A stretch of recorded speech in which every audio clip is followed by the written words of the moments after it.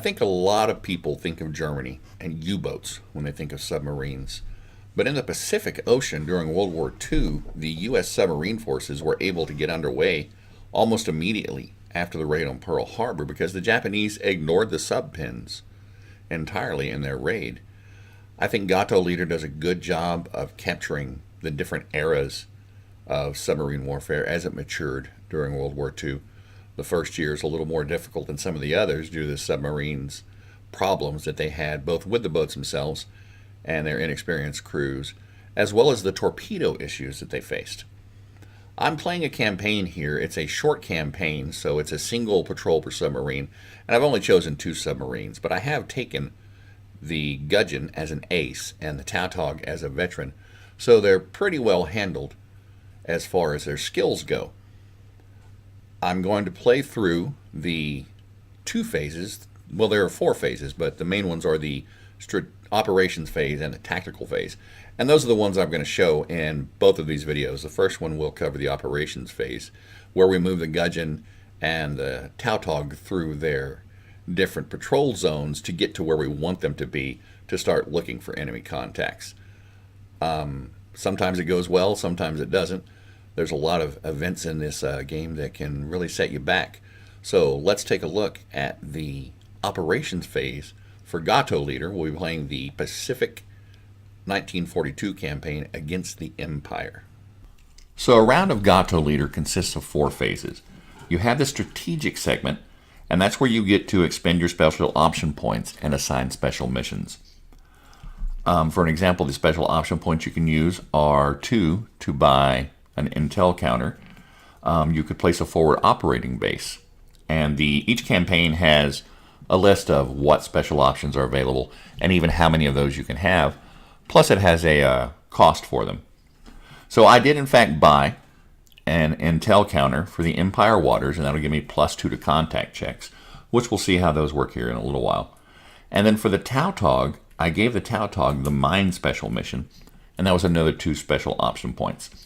That's resolved in an operations segment, and hopefully we'll be able to resolve it in this operations segment. Now, the 2 submarines that I've chosen for this campaign, and I'm just playing a short campaign, so they're each going to make 1 patrol, are the Gudgeon and the Tautog. And I chose both of these because they sailed from Pearl Harbor in December of '41 after the raid.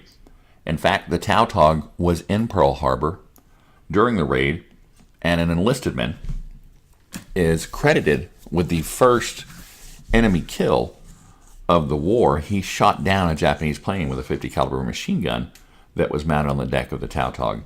The Gudgeon was actually en route back from Pearl Harbor, or from Midway, I believe, to Pearl Harbor, and then she immediately set sail on the 11th, the same day the Japanese first tried to land on Wake Island, and is credited with the first ship-to-ship victory against the Japanese when she sunk the submarine I-73. Japanese codes had been broken by intelligence in Pearl Harbor, and they were tracking a trio of Japanese submarines that had been off the west coast of the U.S. and had relayed that information to Gudgeon, who intercepted the submarines and shot and sunk the I-73. That is one of the reasons that I placed the intel counter there in Empire waters, kind of for a little historical flavor, which I tend to go for.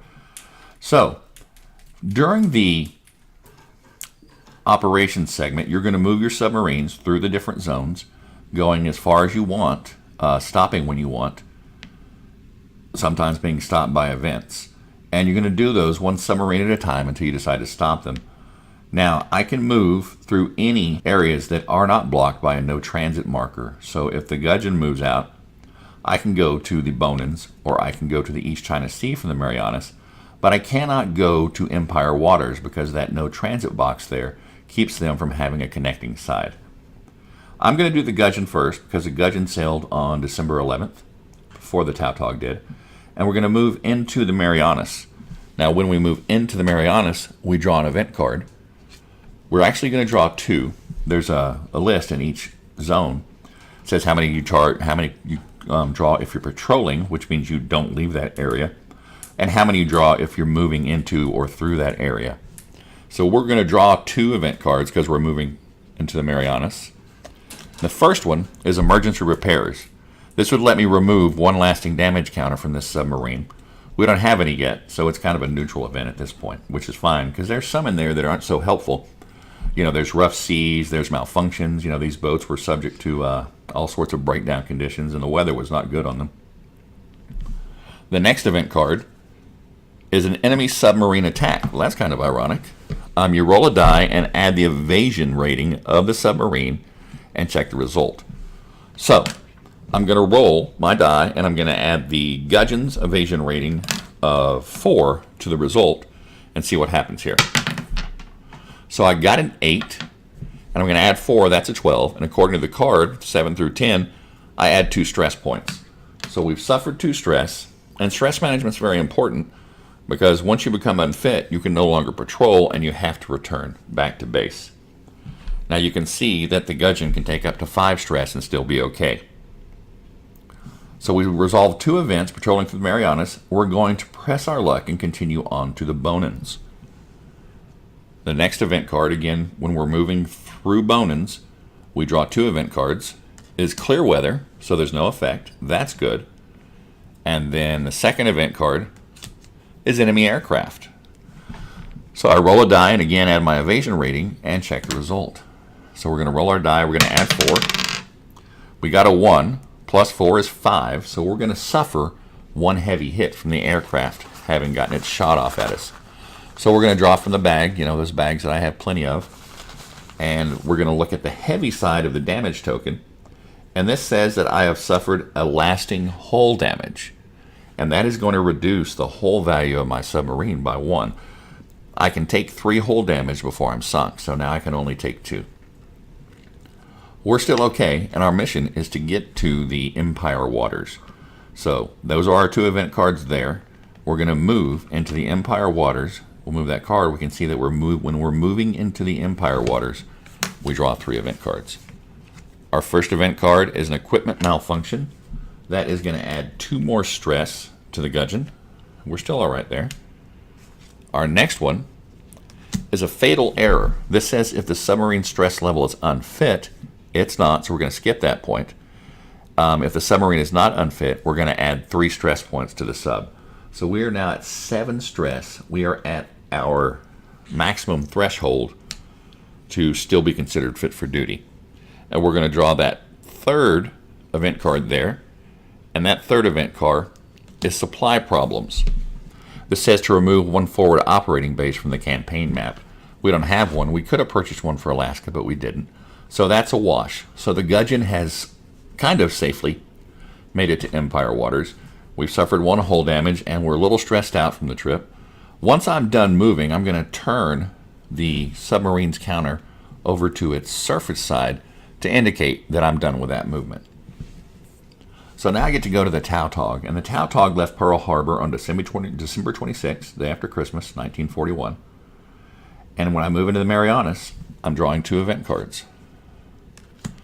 That card is Tokyo Rose. It says if this submarine is mentioned on Tokyo Rose's radio broadcast, roll a die. If it's an even result, I subtract 2 stress because the guys are impressed. And if it's a odd result, then it stresses us out. We add 2 stress.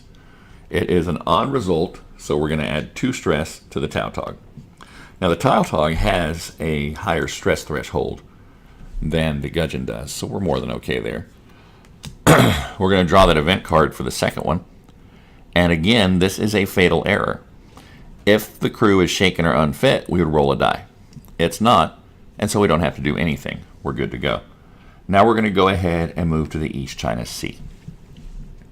For the East China Sea, when we're moving, we draw 2 event cards. That first one is a morale boost. It says the crew is in particularly good spirits. Remove 2 stress points from the submarine. So we are back to 0 stress. The Tautog's having a much better trip than the gudgeon so far.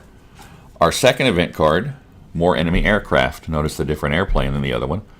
We roll a die, we add our evasion roll and our evasion value and check the results. We get a 2 plus 4 is a 6. They're also going to suffer a heavy hit from the Japanese aircraft. Drawing the counter, we look at the result, and this is 2 tubes, and it's lasting. So essentially, we lost 2 of our ready torpedoes. So now instead of being able to have 10, we can only have 8 ready torpedoes. It could have been worse. So those are our 2 events for the Tautog. Now, we're going to resolve this mine special mission. To resolve a mine special mission, you cannot be unfit, and we're not. We're better than unfit. We're at 0 stress. And what you do is you move the submarine into the special mine box and draw another event card. Oddly, this one is a minefield. Now, these only happen in the South China Sea, East China Sea, Empire Waters, and Sea of Japan. Well, we're in Empire Waters, or in the East China Sea, rather. So we're going to see what happens. In this minefield, we roll the die, add our evasion rating. That's a 10. We're a 4. So on a 13 plus, we suffer 1 stress. I think we can handle that. So if after that event is resolved, we're not unfit, which we're not, then we're going to discard the mine special mission token from the submarine, and we're going to score the victory points based on how many torpedoes we left behind. And we left 9 behind. We're only carrying 5 in our stored torpedoes instead of 14. So that's going to give us 3 victory points. And the special missions are the one way that you can get victory points in the operations segment. I believe there's an event card that is like a target of opportunity. You can discard a torpedo or discard 2 torpedoes and gain victory points for sinking a target. Now the Tautog has completed their special mission, and when it does, we flip the Tautog over to its surface side, but we're also going to put it in the search box. It's not going to try to make any contacts on this turn because it's been looking for mines. So that is going to be the end of the operations segment. The next segment is the tactical segment, and when we do that, we're going to switch maps and go from there. I think that overall that went pretty well. The gudgeon is pretty shaken up, but I've had submarines who are unfit before they ever try to make any contacts. And the Tautog get off its special mission is nothing but a boon. I used to ignore the special missions when I played the game. There's recon, there's the mine laying mission, but I found myself often suffering from a dearth of victory points. So any chance I can get to gain a few victory points, I'm going to take. Now, we're going to be going into the tactical segment next, where things can get rough or they can be pretty easy sailing depending on the card draw, and we're going to take a look at that in the next video. Please feel free to let me know what you liked, what you didn't like. If there's something you didn't like, be sure to let me know exactly what it is. And tune in for our next In Media Res segment, where we will look at the tactical segment for Gato Leader, as well as have some information about an upcoming In Media Res video or series of videos that you're probably going to want to watch. Thanks.